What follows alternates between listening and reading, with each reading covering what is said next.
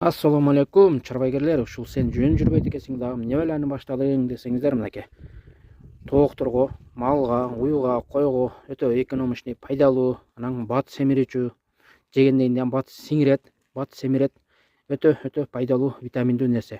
Бир кило жүгөрү, бир кило будайды ушинтип мен бышырып тоокторума берем. Сиздер дагы берсеңиздер болот, өтө витаминдүү болот. Жемге дагы экономичный болот. 2 кило салсаңыз 4 кило болуп көбөрөт туугандар. Буюрса өтө пайдалуу тоокторуңуздар, малдарыңыздар, койлоруңуздар бат семирип өтө семиз болуп турат.